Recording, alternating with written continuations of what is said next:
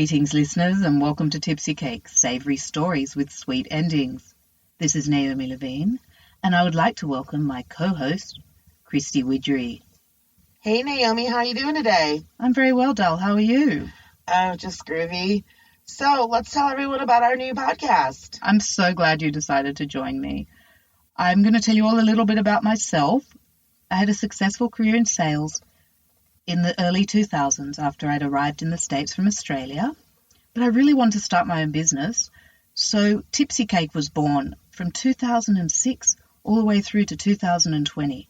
Various neighborhoods in Chicago housed the bakery, and in 2020 it came to a crushing end. The flour and sugar all over the place, and we closed due to coronavirus in 2020. I had my little boy with me. I relocated to the western suburbs of Chicago, and that's how I'm here with Kristy today. Tell me about you, Kristy, and let's tell everyone. Hey, Naomi, thanks so much for inviting me to be a partner in your new podcast. I'm really excited. I arrived in Chicago in 1995 after graduating from college with an art history degree. Wasn't sure what I was going to do with that, but for the past 24 years, I've been a venue manager for a local organization, and that's actually how you and I met. Years ago, Naomi and I had a mutual client who requested a cake, and then over the years, we've just kind of seen each other at various industry events, which tends to happen in Chicago. Is actually a small town, really, when you think about it, and we, of course, have followed each other on social media. I had wonderful experiences with your venue and yourself, and I'm so glad that we're doing this today, because we do have a lot of stories. Tipsy Cake Podcast is going to bring you savoury stories with sweet endings. So you're going to tell me and the listeners how we connected officially. Okay, so I think you thought I was stalking you on social media, but I really wasn't. I just happened to notice that Naomi Levine is in Downers Grove. Naomi Levine is at the brewing company down the street. And finally I was like, wait a minute. So I reached out and I was like, are you in Downers Grove? Why? Kristy, my stalker.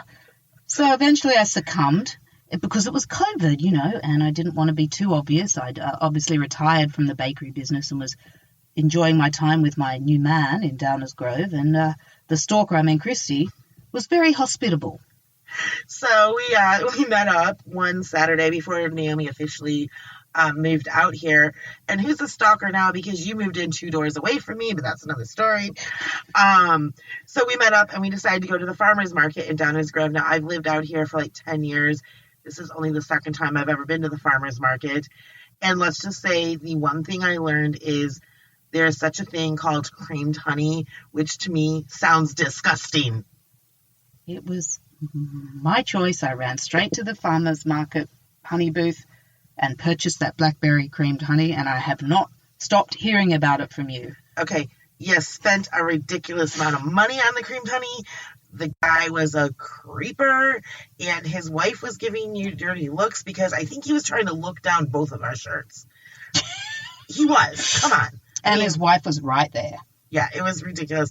But again, how was that creamed honey that you spent a ridiculous amount of money on? It was just as delicious as the local goods I've found here in Downers Grove. Thanks to you, actually. You've made me become addicted to Goodwill and Target. It's all your fault. You liked Walmart before. Come on, Target's so much better. Please don't tell people I like Walmart. You told me you liked Walmart. Okay, well, maybe I did. But I honestly hadn't had time to shop. The reverse has happened, and now I need to stop shopping. It's all your fault. Okay, fine. But I also made you more organized. I told you about the importance of bins. Hence why you're my first choice for this. It reminds me so much of the yin and yang in the event and bakery business, of the people that balanced me out in my career. The organized, the OCD aspect, the professionalism, the attention to detail, and the perfectionists like yourselves. I will only work with them. So since you shut down, since the bakery shut down, you've adjusted to a more suburban lifestyle. Um, have you been happy? Like, is it weird for you not working a million hours a week? It's been very easy to not work, and I wasn't the type that didn't like not working. Was down on the bakery floor 11 days after having Mikey, and I never stopped, and now he's turning 13 next month. And this is the reason we're launching this, is he's also learned to ride a bike. He's in the hybrid school because there was no way I was going to keep him in a school that he wasn't at. And having you being close by has been amazing. I'm very, very happy here, and I can't believe it. People say they never saw me living in the suburbs, but I lived in the suburbs in Sydney, which is what people may not know. But I did spend that 20 years in urban Chicago. I don't imagine that the suburbs of Sydney are very similar to the suburbs here. I lived downtown for 15 years before moving out here, and I gave up a very lovely location with views of North Avenue Beach and Oak Street Beach. But I guess love makes you do stupid things.